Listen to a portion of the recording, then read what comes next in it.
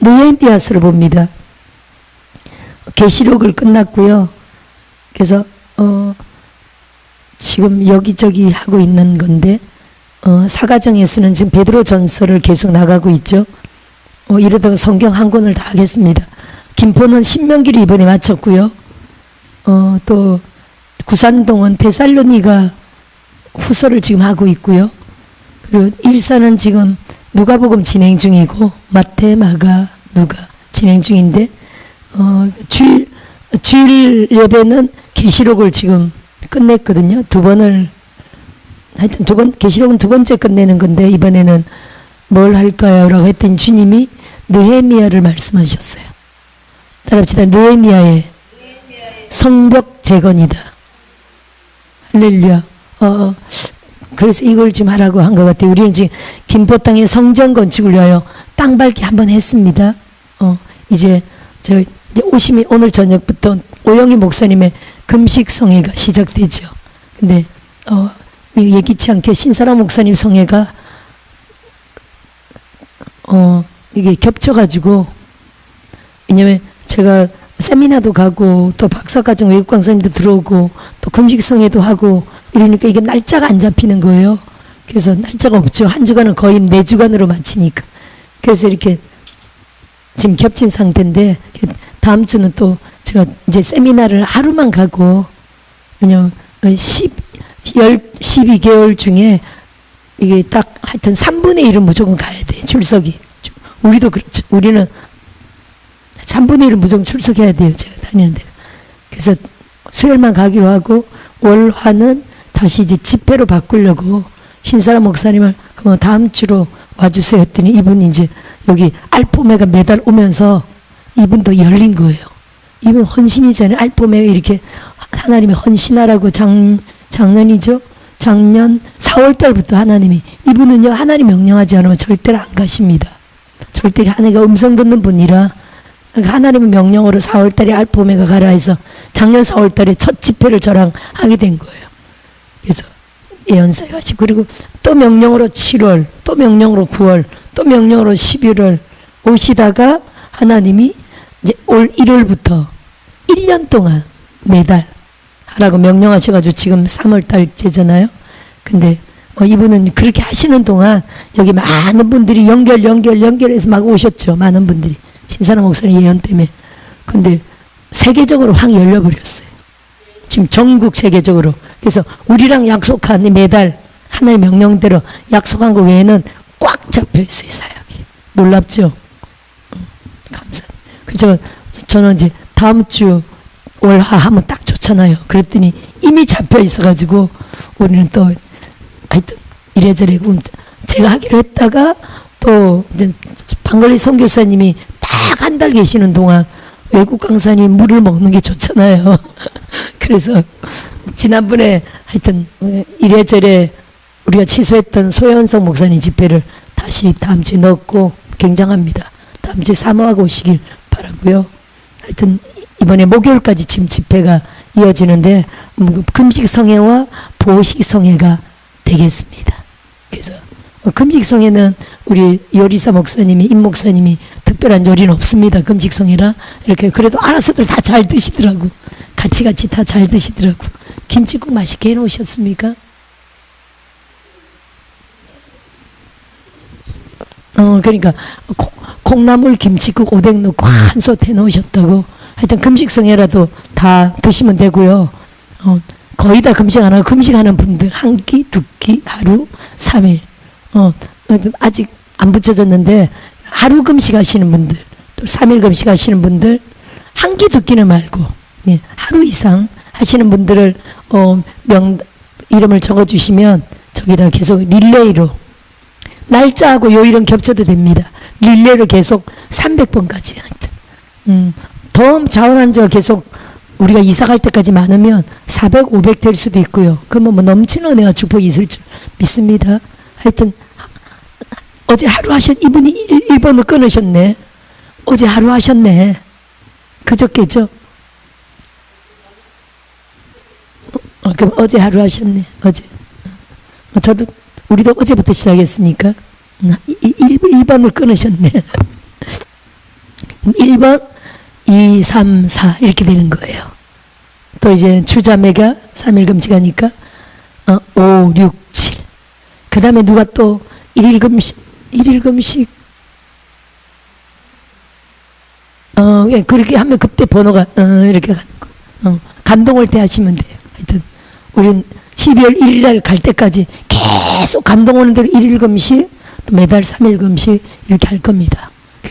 혼자 하지 말고 꼭 알려주셔서 번호로 릴레이로 계속 올라갈 수 있도록 이렇게 해주시기 바래요. 모두 힘이 되게. 아멘. 그래서 이번 목요일까지 성회가 이어집니다. 아멘. 지금 성회, 오늘 저녁부터 성회죠. 목요일까지. 이분 광고를 전혀 안 보시나 봐. 오늘 찬양 인도인 줄도 모르고. 아니 그러니까 좀 챙겨서 보시라고. 그죠?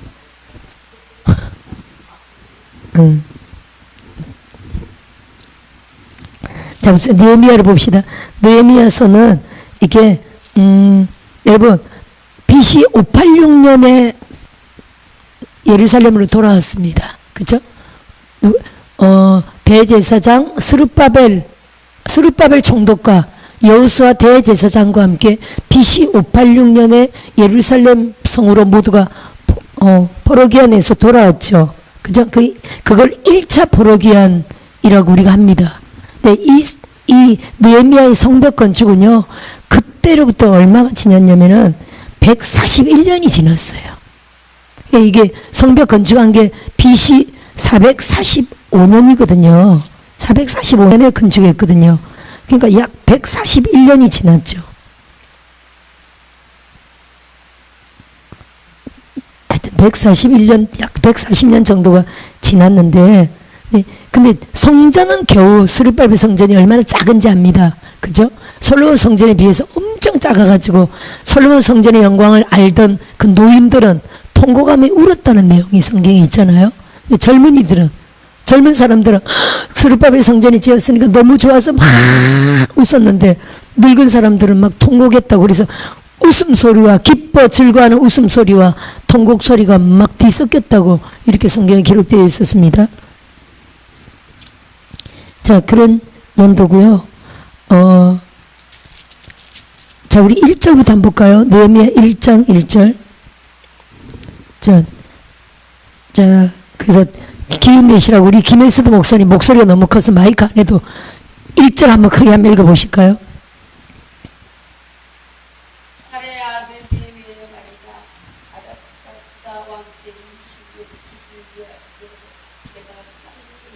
아멘. 거기까지. 자, 여기가 BC 445년 기슬르월이 12월이에요. 그러니까 예루살렘에 돌아온 지 141년 됐으니까 우리가 아는 총독 스룹바벨은 벌써 죽었고요. 그죠? 그 안에 총독 이름은 지금 나오지 않고 있습니다. 우리가 알지만 이 느헤미야가 나중에 어떤 신분으로 돌아갑니까? 예루살렘으로 총독 신분으로 돌아가죠. 느헤미야 총독으로 우리가 알고 있습니다. 그죠? 이제 지금 어디에 있다고요? 수산궁에 있잖아요. 어떤 신분인지는 여기 말하고 있지 않습니다. 1절에 말하고 있죠. 말하지 않고 있죠. 그냥 단지 수산궁에서 일하는, 수산궁에 머무르고 있는 어떤 궁의 사람이라고 봐야 됩니다. 여기는. 근데 이제 끝절을 한번 보세요. 11절. 끝절에 보니까 시작. 그때 내가 왕의 술관원이 되었느니라. 그러면 이게 지금 느헤미야가 1절에는 왕궁에서 그냥 일하는 유대인, 포로로 끌려온 유대인 사람. 우리가 다니엘도 알지만 다니엘이 이 12장 전체로 다니엘이 끝자락에 항상 따라붙어 다니는 꼬리표가 뭐냐면요, 유대에서 끌려온 포로 다니엘 이렇게 말하고 있어요. 그러면 유대인들은 이게 이방 사람, 포로로 끌려온 이방 사람이라는 이 꼬리표가 엄청난 약점이죠. 그렇죠? 그들에게는 엄청난 핸디캡이야. 그걸 가지고 다니엘이 성공하는 것을 우리가 이해하죠. 그렇게 성공해서도 일반적인 그 지역의 본토 사람들은요, 항상 그렇게 불렀다는 거예요. 아멘. 그러면 이 느헤미야도 마찬가지입니다. 느헤미야도 포로로 끌려가지고 지금 많은 사람들이 포로 귀환했지만, 또 포로 귀환했지만 여전히 1차 포로, 2차 포로, 지금 이게 느헤미야를 통해 결국 3차 포로 귀환이 이루어지는 그 결국 내용인데 그 BC 586년 이후로 141년 동안 지금 안 간 사람들의 이야기거든요. 그죠? 안 간 사람들 중에 느헤미야가 왕의 어떤 직분으로 일하고 있었다는 거죠. 왕의 어떤 사람인지 몰라. 아직 안 나와. 근데 한번 읽어볼까요? 결국에 1장 끝에는 이 1장 내용을 통해서 느헤미야가 왕을 모시는 술관원은 뭡니까? 왕 측근에서 일하는 술관원이 되었다는 내용이죠. 아멘. 따라합시다. 느헤미야가 성공했다. 1장만 봐도요, 느헤미야가 벌써 성공한 내용을 지금 말하고 있는 겁니다.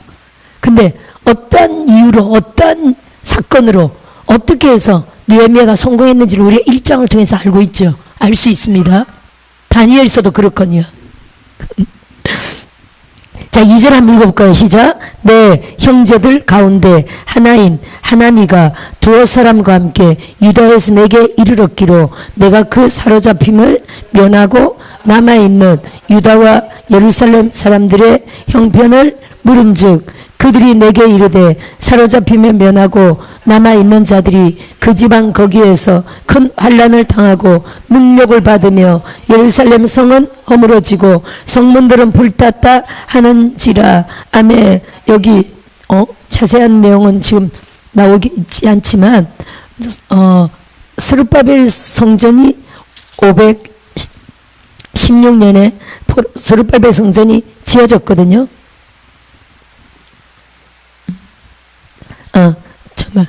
잠깐만요. 착각했다. BC 586년에 예루살렘이 바벨론으로 끌려가고 나서 이제 그들이 포로 기한에 있을 때는요, 뭐 70년 만에 다니엘이 끌려간 이후로 70년 만에 돌아왔으니까 BC 537년에 돌아왔죠. 그때부터 1차 포로 기한. 그리고 20년 후에 BC 510약 6년에 스룹바벨 성전이 완공됩니다. 자, 성전은 완공되었지만요, 이 성경에 자세한 얘기는 없지만 굉장히 나라가 약했다는 거예요. 따라해봅시다. 나라가 약했다. 왜냐면요, 거의 진짜 인재들은 왕과 귀족과 그리고 기술자들, 젊은 사람들, 젊은 남녀, 힘쓸 줄 아는 모든 사람들은 바벨론으로 다 끌려갔거든요. 그 당시 바벨론의 제국 정책은 그랬습니다. 바벨론의 제국 정책은 뛰어난 사람들, 잘난 사람들은 자기가 정복하는 지역에서 싹 끌고 갔고요. 그러면 나라는 어떻게 돼요? 실제로 식민지 된 나라들은요, 거의 황폐한 수준 돼버리는 거예요. 바벨론의 제국 정책은 그랬어요. 이걸 나중에 보강한 게 누굽니까? 고레스는 바벨론을 무너뜨리고 바사 제국, 페르시아 메데 바사 제국이 세워지죠. 그리고 그거는 우리가 아는 페르시아 제국인데, 이 바벨론의 느부갓네살 정책은요, 각 식민지마다 좋은 거를 다 가져가기 때문에 실제로 그 자국들은요, 식민지 된 자국들은 거의 망하는 수준이 되는 거예요. 황폐해지는 거예요. 아니, 힘이 있어야 농사를 짓지. 다 늙은이들만 남아있어. 실제로 우리 지금 농사 짓고 싶습니까? 농사 짓고 싶습니까? 지금 손주 맡았는데 애 보는 것도 힘이 붙이죠. 제가 아는 선교사님들, 목사님들 여러 가지 사건으로 애 보는 분들이 있습니다. 그죠? 아니, 손주 갖다 맡기고 엄마 나 돈 벌어야 돼 막 맡기고 막 이런 분들이 있습니다. 아이고, 이제 20, 30대 젊을 때 애 낳아서 키우고 우리 새끼 키울 때하고 달라가지고 손주들 보는 거 얼마나 힘든지요. 전부 다 온몸이 골병 든다 그래요. 한번 골병 들으면요, 그거 회복하기가 엄청 온몸 골병들을 다시 돌려주거든요. 그 골병 들면 회복하기가 힘들어가지고요. 그런 고통하는 사람들 많이 들었습니다. 할렐루야. 그래도 매일 보는 건 아니잖아요. 매일. 할렐루야. 힘들죠. 힘듭니다. 그래서 애 보기가 직장 다니는 것보다 애 보기가 더 힘들다고 하는 말인데, 그래서 연약한 사람들만 다 남겨놨다는 거예요. 그럼 농사가 제대로 되겠어요? 뭐가 제대로 되겠어요? 그때는 농경문화인데, 그죠?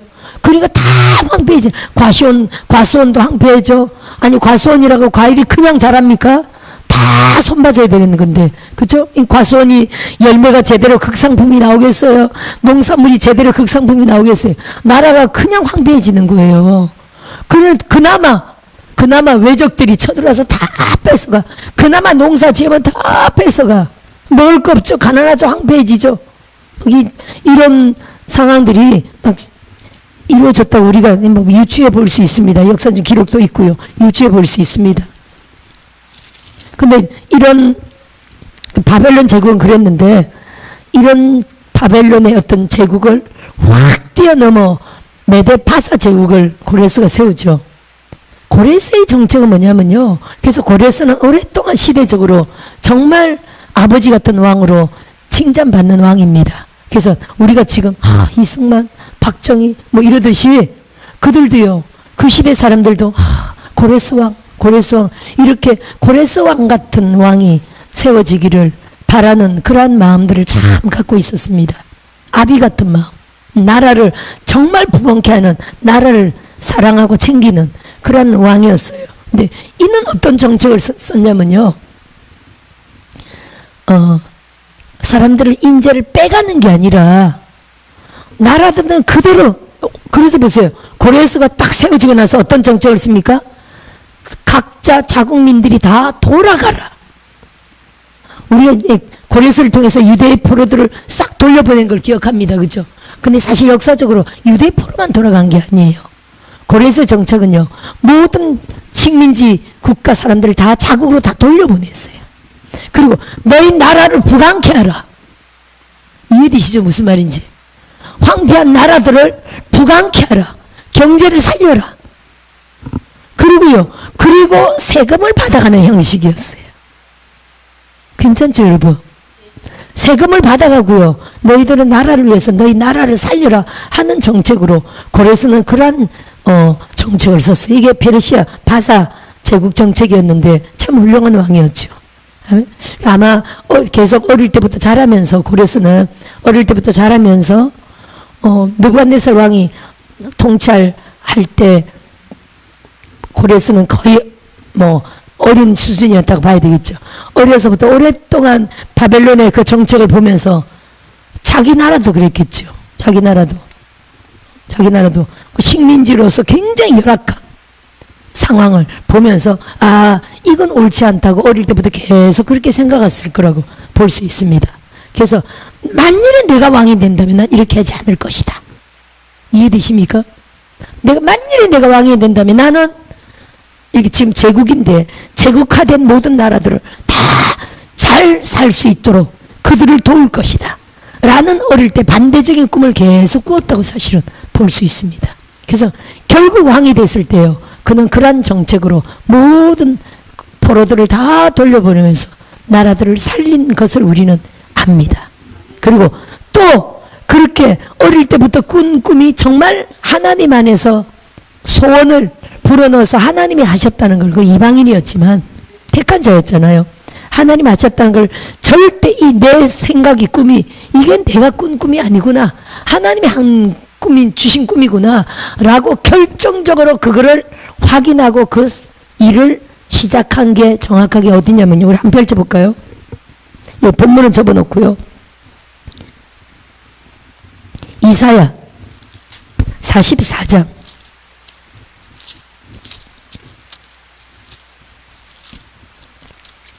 이사야 44장 보면 이사야인데 고레스에 대한 말이 나옵니다.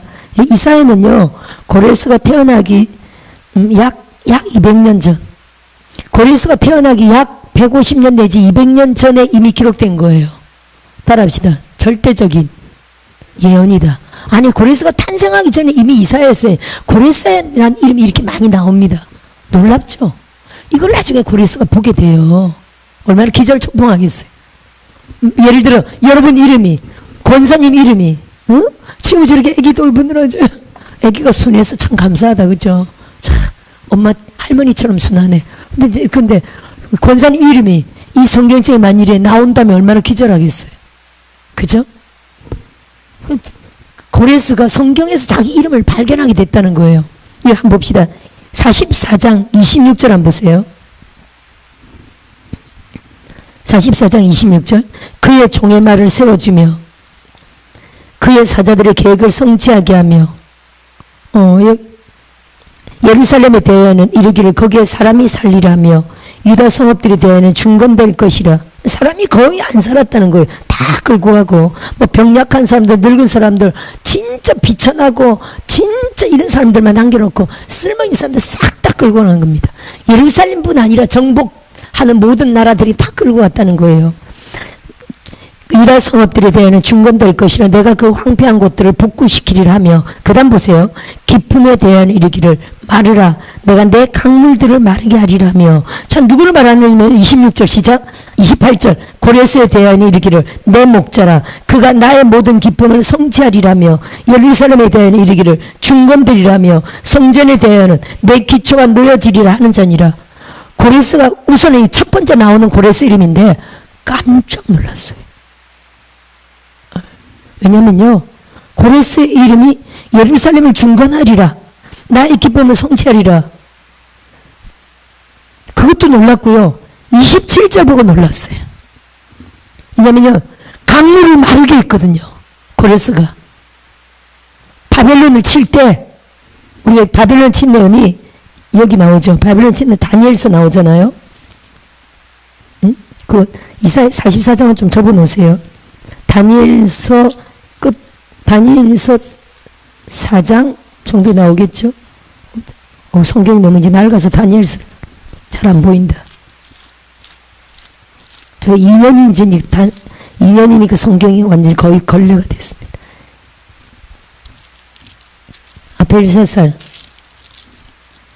벨사살이니까 5장이네요, 5장. 5장 30절에 그날 밤에 갈대아 왕 벨사살이 죽임을 당하였고 메대 사람 다리오가 나라를 얻었는데 그때 다리오는 62세였더라.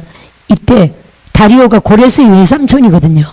메데바사가 힘을 앞서서 쳐들어왔죠. 이 고레스의 작품이거든요. 고레스가 벨사살의 목을 쳤거든요. 그리고 외삼촌에게 여기를 맡겼습니다. 맡기고 자기 이제 결국 그 다음에 완전히 왕으로 등극하죠. 분봉왕으로 삼촌에게 이 지역을 분봉왕으로 맡겼다, 이런 내용이고요. 여기 일하는 사람이 누굽니까? 다리오 밑에 일하는 사람이 그 다음 6장으로 넘어가면 다니엘이 등장하죠. 하여튼 고레스의 그 제국 안에 있는 나라라고 이렇게 이해하시면 됩니다.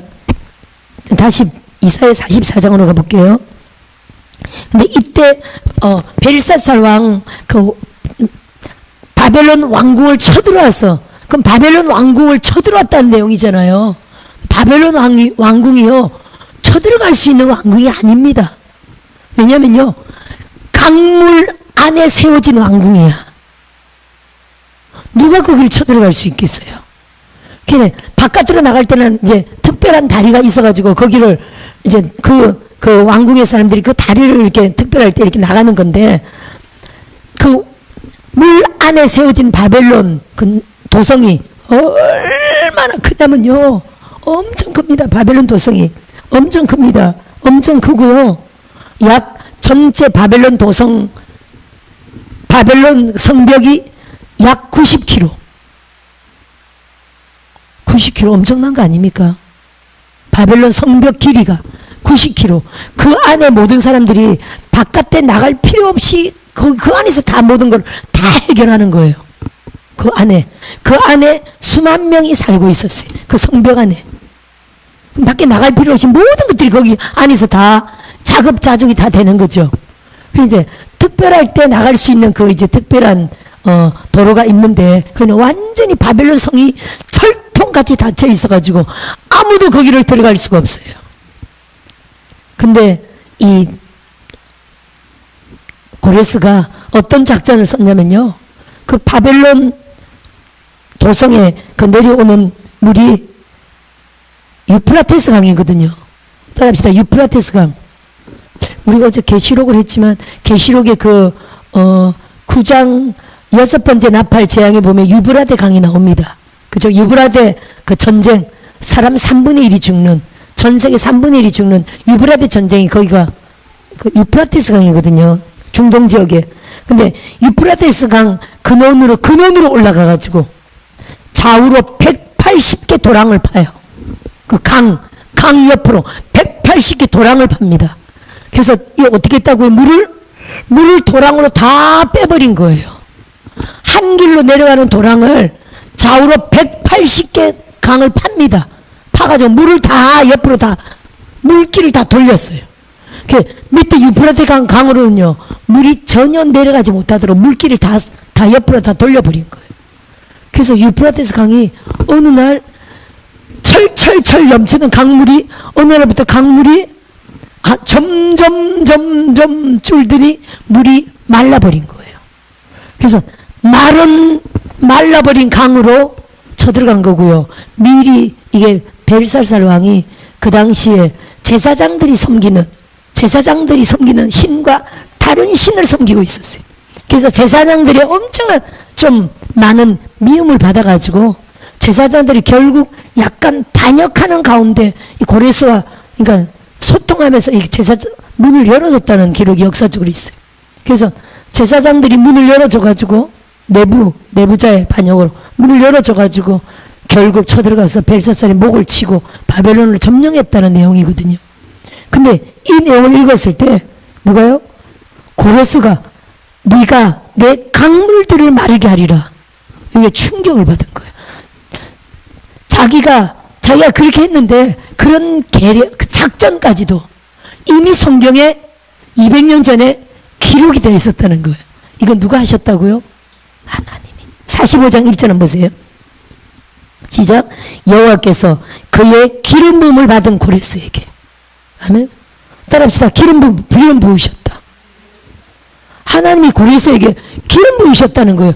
기름 부으사 그 일들을 하게 하셨다는 거예요. 기름 부으사 강물을 마르게 할 지혜, 기름 부으사 그 안에 사람들과 소통할 지혜, 기름 부으사 바벨론을 그 당시 누가 바벨론을 점령하고자 하겠어요?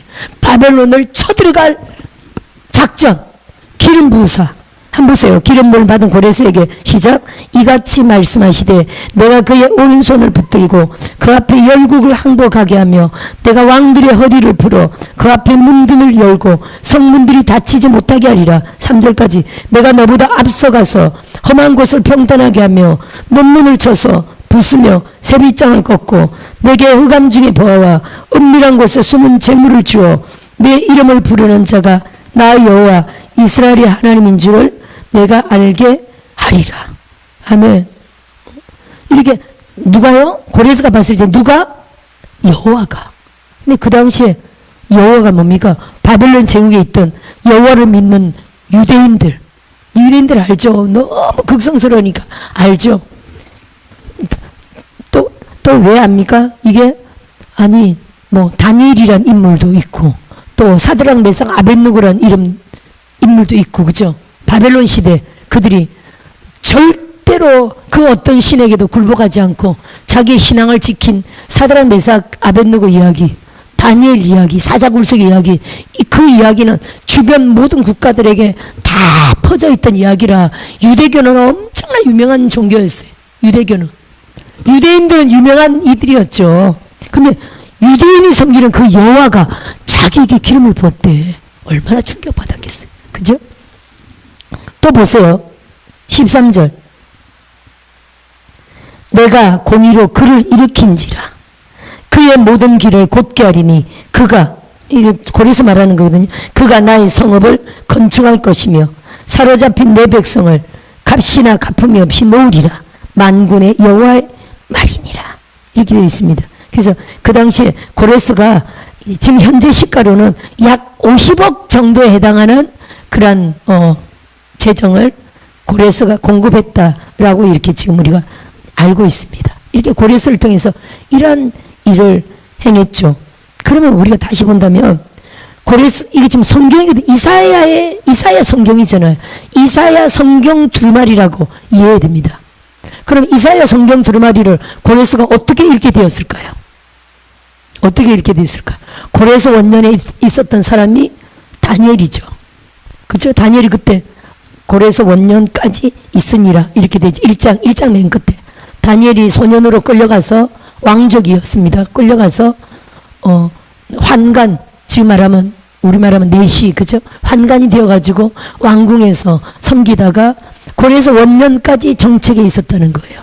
그렇죠? 그러면 다니엘서를 좀 볼까요? 오늘 느헤미야 해야 되는데 다니엘을 자꾸 하여튼 성령이 인도하신 대로 다니엘 9장을 한번 봅시다. 다니엘 9장 1절에 메대 족속 아하수엘의 아들 다리오가 칼디아 나라 왕으로, 이 분봉왕으로 고레스가 세웠다는 거예요. 세움을 받던 첫 해 곧 그 통치 원년에 나 다니엘이 책을 통해, 무슨 책일까요? 그쵸? 지금 예레미야서인데 여기는 지금 그 보물이 바벨론의 예루살렘 성 안에 있던 왕궁 보물이 다 넘어갔죠. 그 당시에 두루마리 책은요, 집 몇 채에 해당하는 보물이었어요. 두루마리 이런 책들은 집 몇 채에 해당하는 보물이었다니까, 책이. 그럼 다니엘은 지금 왕궁에 최고 높은 사람으로 있잖아요. 왕 다음 가는 사람이라 왕궁 그 보물 창고를 들락거리면서 이 책들을 다 볼 수 있었던 위치인 거예요. 요때 통전이 시작. 책을 통해 여호와께서 말씀으로 선지자 예레미야에게 알려주신 그 연수를 깨달았나니 곧 예루살렘의 황폐함이 70년 만에 그치리라 하신 것이라, 이렇게 되어 있죠. 요때가 언제냐면은 요때가 BC 538년이거든요. BC 538년이니까 이때 다니엘 나이가 엄청납니다. BC 605년에 끌려왔거든요. 다니엘이. BC 605년에 약 17세 소년으로 끌려왔다고 생각해 보세요. 그러면요, BC 538년이면 지금 약 85세. 약 85세가 넘었습니다. 그러면 85세가 넘었고요. 요때는 이제 요 나라에서 완전히 왕 다음 가는 지휘자로 지금 세워서 통치하고 있는 때라고 이렇게 봐야 되거든요. 네? 늙었습니다. 그죠? 근데 이때서야 뭘 알았다는 겁니까? 예루살렘이 70년 만에 끝나는구나. 이 포로 기간이. 이걸 알았다는 거예요. 소년 때 끌려왔을 때는 끌려올 때 예레미야의 예언이 막 있었지만 뭐 책으로 나가는 것도 아니고 유튜브 방송 보는 것도 아니고, 그죠? 그러니까 특히 소년이라 나라에 돌아가는데 어둡죠. 그러니까 모르고 살다가 지금까지 그냥 나라를 위해서 죽자 사자 기도하다가 예루살렘이 70년 만에 끝난다는 걸 이제서 알았다는 거예요. 책을 통해. 놀랍죠. 그리고 이게 1년 만에 포로기한으로 넘어가는 내용이거든요. 70년이 거의 다 됐을 때. 70년, 이게 한 나이로 친다면, 아니 70년 포로기한으로 따진다면 거의 마지막 약 69년 정도에 다니엘이 알았다는 거예요. 그러면 에스더 목사님 같으면 어떻게 하겠어요? 예언이 나와 있는 예언이 70년 만에 포로기간이 끝난다. 지금 한 길어봐야 1년 몇 개월밖에 안 남았다. 예를 들어 지금 그 당시 상황에 예레미야서를 보물창고에서 발견해가지고 우리 포로기간이 이게 70년 만에 끝나는구나 알았다는 거예요. 목사님 어떻게 하시겠어요? 그때부터 기도를 느긋하게 하겠어요? 죽자사자 기도하겠어요? 죽자사자. 그게 정답인 겁니다. 할렐루야. 죽자사자 기도한다는 거예요. 아멘. 할렐루야. 그래서 여러분 보세요. 이때 다니엘이 먼저 시작한 기도가 금식 기도예요. 할렐루야. 죄를 뒤집으시고 금식 기도합니다. 할렐루야. 금식 기도하고요. 이게 지금 다리오 왕이 나오는 얘기잖아요.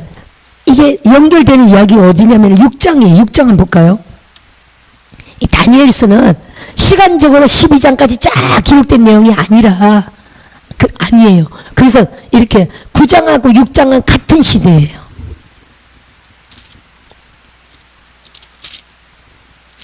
그렇게 되어 있습니다. 다니엘서 할 때 천천히 지금 시간 관계에서 말씀드리지만 6장에 보세요. 다시 시작. 다리오가 나오죠. 그렇죠?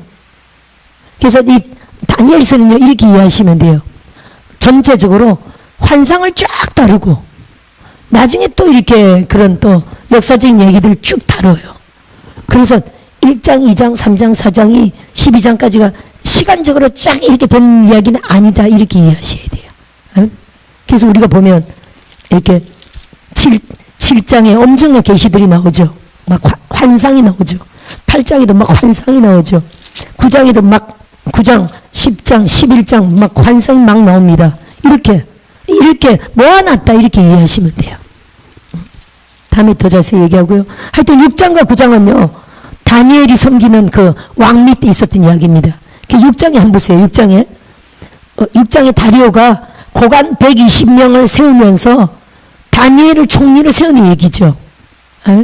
그래서 이 아까 9장을 본다면 뭡니까? 다니엘이 70년이 곧 끝나는구나 이제. 막 금식하죠. 다니엘이 기도가 우리가 다니엘이 평생에 하루에 3번씩 기도했을 수도 있습니다. 했을 수도 있고요. 또 다니엘이 평소에 하여튼 신앙생활을 잘하던 사람이었지만 특별히 예레미야 책을 읽고 나서 우리가 이 포로기간이 끝나는 날이 1년, 2년 얼마 안 남았구나. 그걸 깨닫고 예를 들어 제가 3년 후에 세배 확장 이전한다. 그 예언을 붙들고 어떻게 했다고요?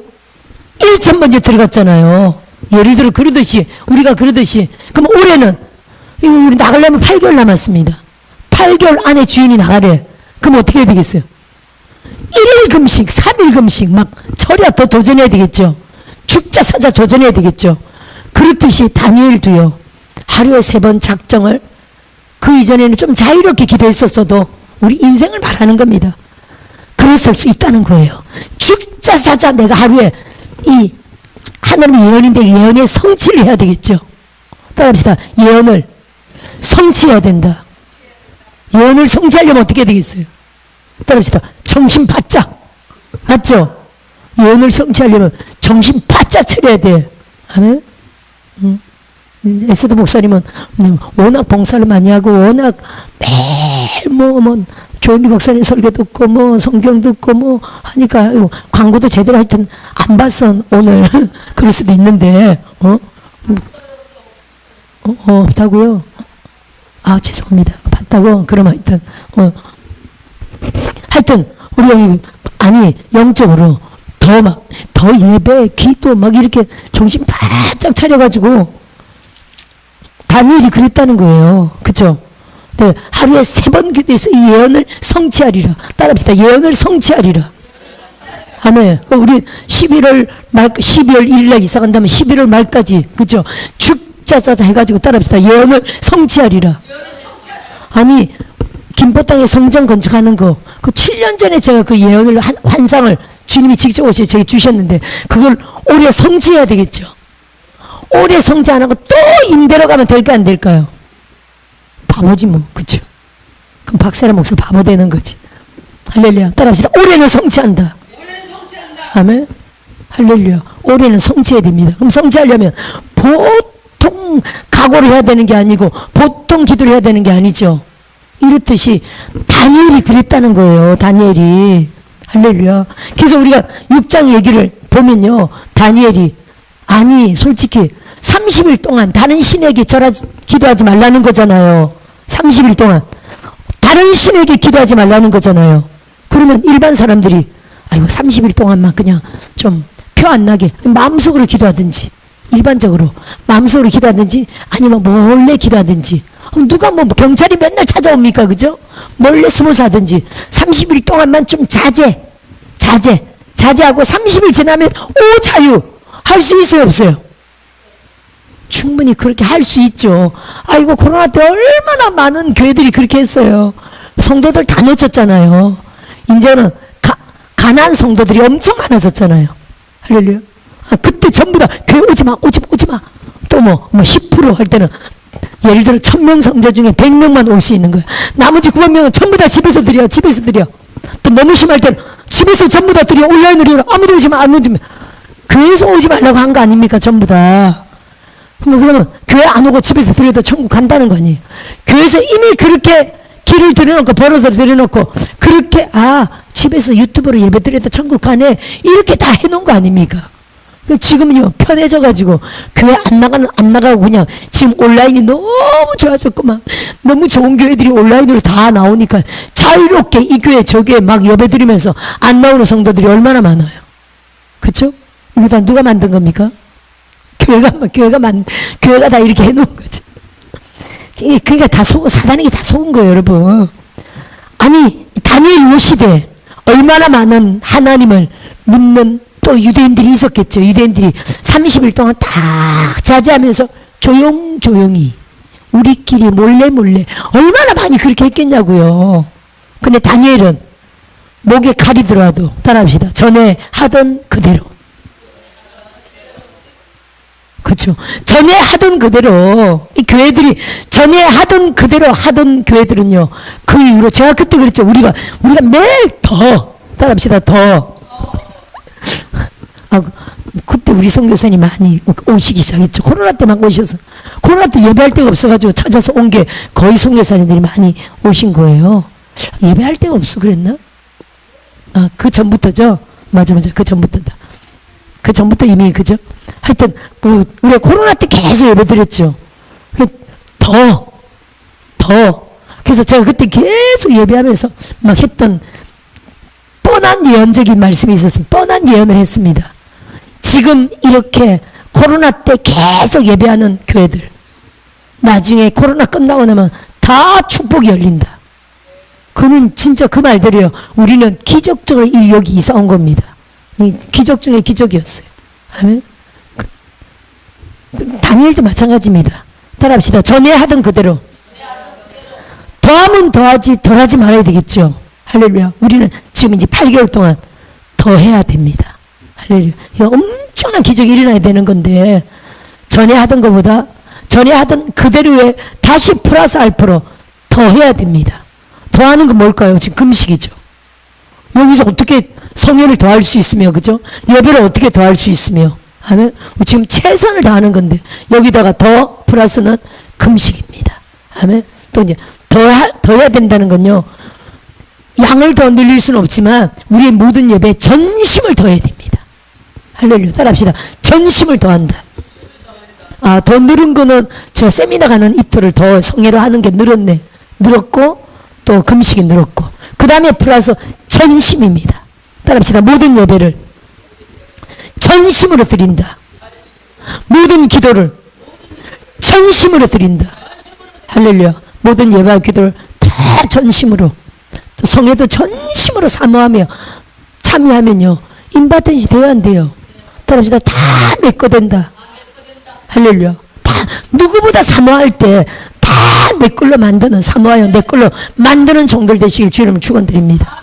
아니 하나님이 이렇게 강사님들을 계속 모시는 곳으로 여러분들을 왜 인도했겠어요? 왜 인도했겠어요? 물론 치료도 받고 응답도 받고 물론 그거는 후차적인 목적이에요. 가장 첫째적인 목적은요.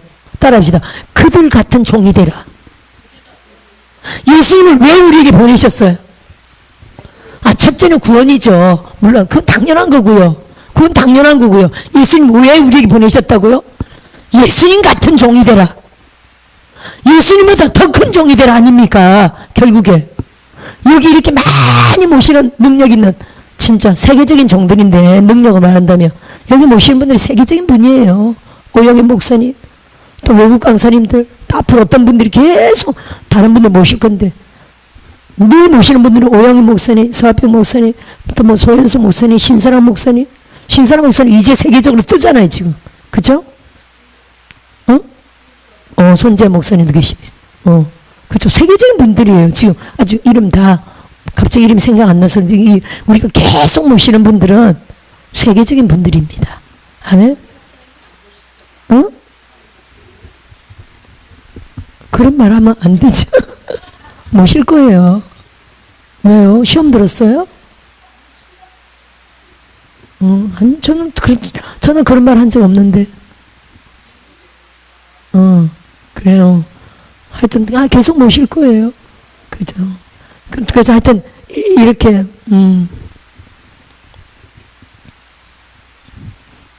그래요. 감사합니다.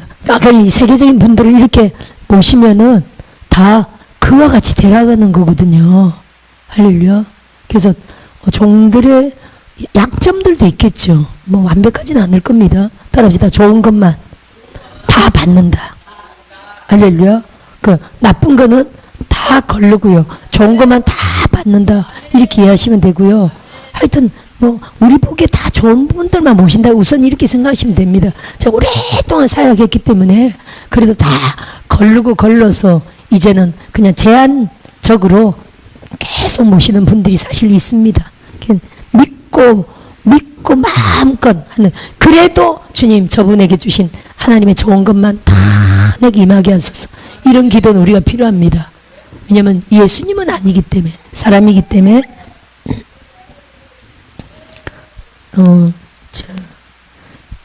그래서 이 다니엘이 왕궁에 들어가면서 예레미야의 서를 읽었고 또 뭘 읽었을까요? 이사야서를 읽었고. 그럼 이사야서 읽다가 뭘 발견했다고요? 고레스 발견했다는 얘기를 하는 겁니다.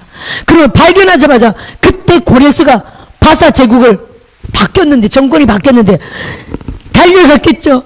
왕이시여 그걸 누가 이렇게 쓸 수는 없는 겁니다. 왜냐하면 200년 전에 쓴 두루마리인데 그건 누가 변경할 수가 있겠어요. 고레스 왕이 읽고 깜짝, 폐하의 이름이 이 200년 전에 쓴 이 이사야 성경 두루마리에 이름이 있습니다. 다니엘도 놀랬고 고레스도 놀랬고요.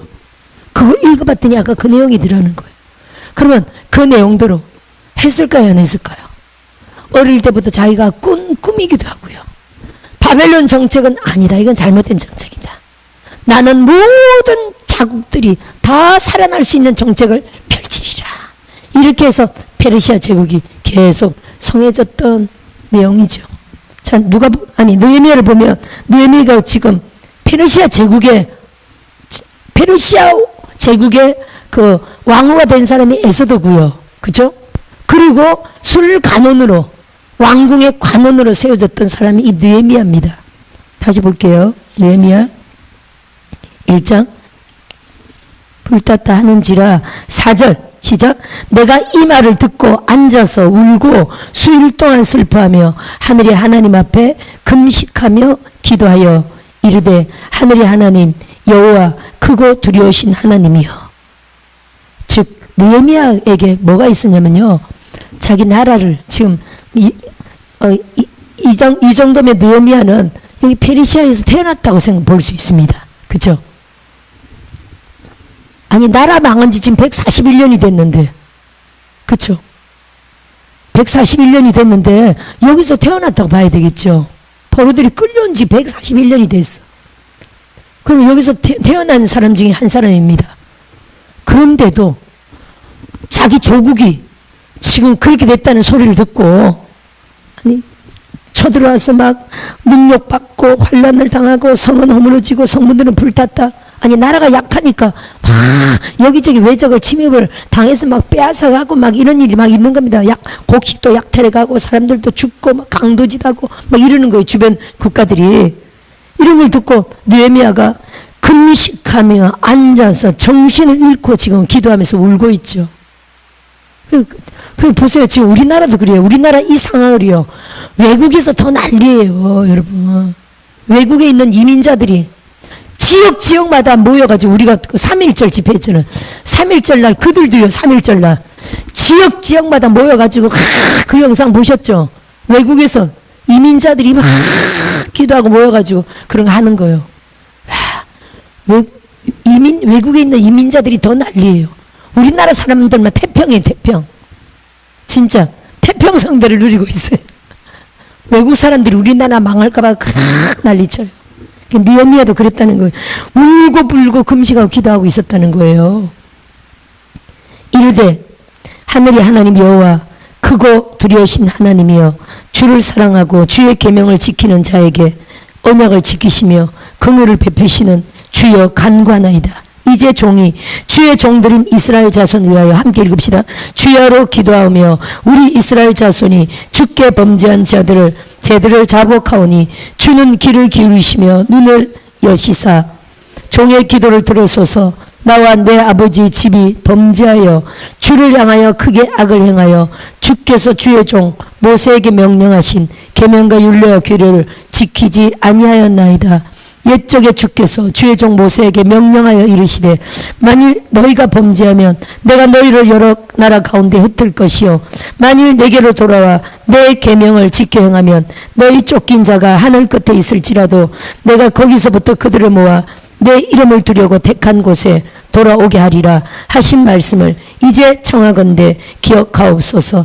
이들은 주께서 일찍이 큰 권능과 강한 손으로 구속하신 주의 종들이요 주의 백성이니이다. 주여 구하오니 귀를 기울이사 종의 기도와 주의 이름을 경외하기를 기뻐하는 종들의 기도를 들으시고 오늘 종이 형통하여 이 사람들 앞에서 은혜를 입게 하옵소서 하였나니 그때 내가 왕의 술관원이 되었느니라.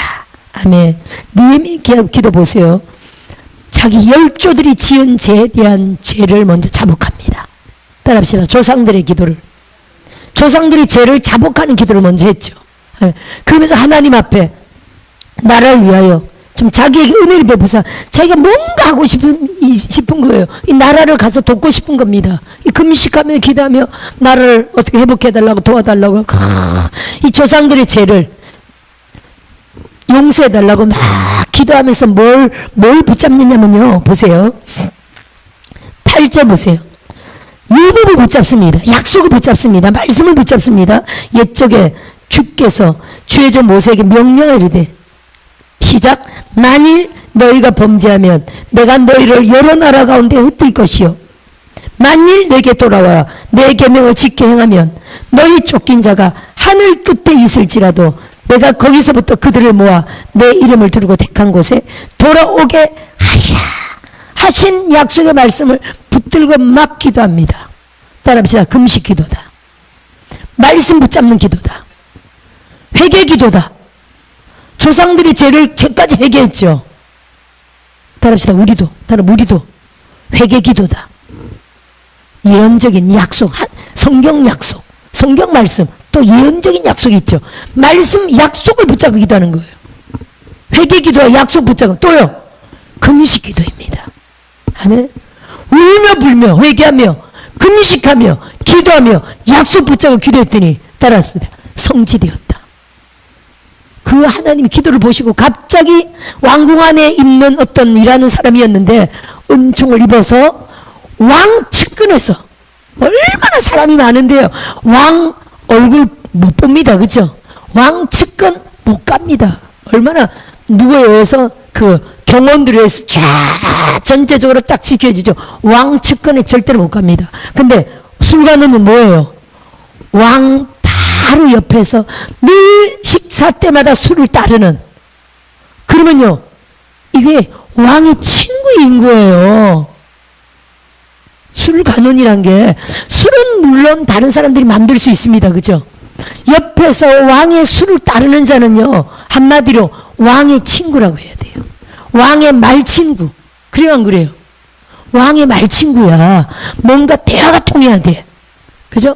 왕이 예를 들어 이거 어떡하지라고 걱정하고 있는데 아무런 도움을 주지 못한다. 근데 어떤 사람은 이 대화가 되니까 이렇게 서로 얘기를 하니까 너는 어떻게 생각하니?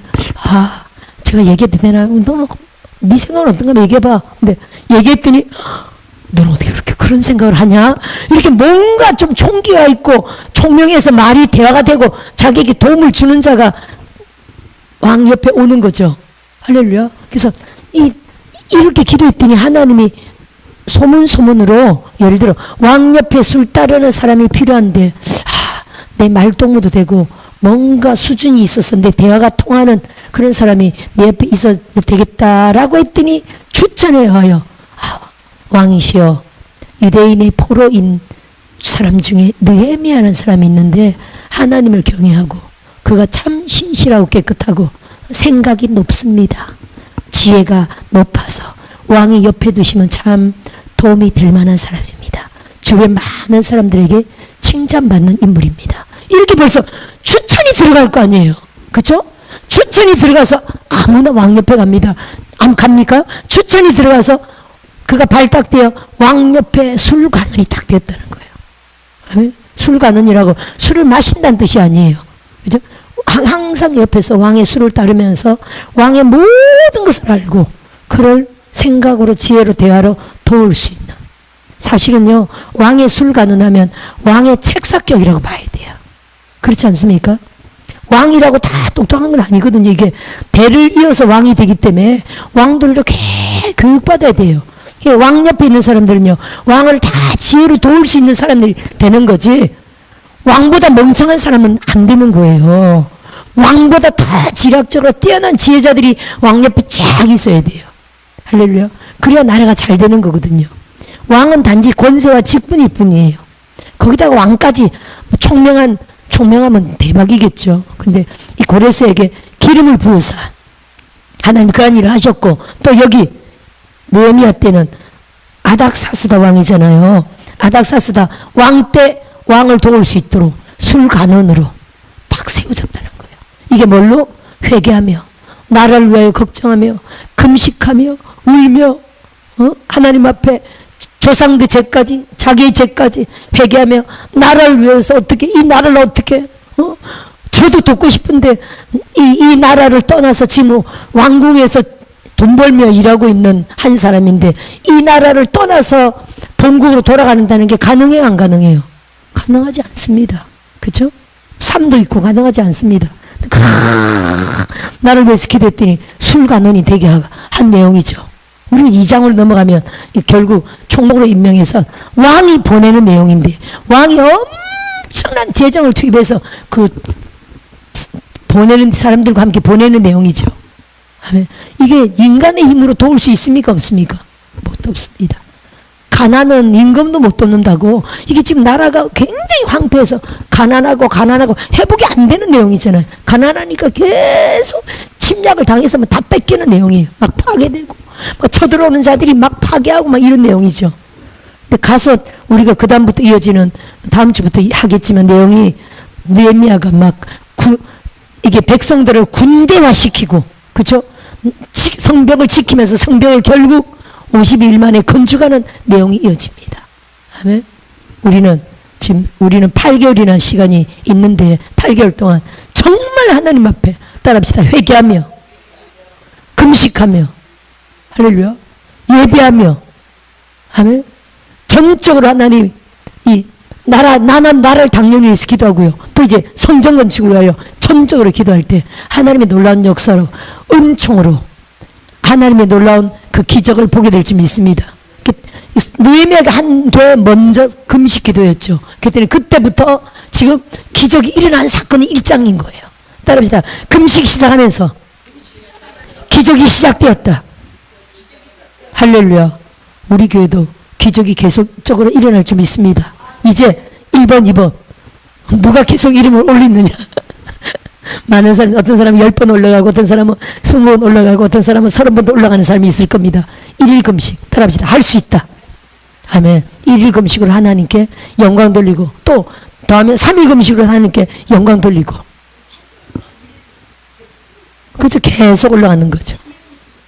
3일 금식도 올라가고, 3일 금식은 2, 3, 4 박사라 이렇게 이름 올라가는 거죠. 3일 금식도 계속 올라가고요. 계속 올라갑니다. 이렇게 해서 하나님의 놀라운 영광과 기적을 우리 모두가 보게 될 줄 믿습니다. 아멘. 주시면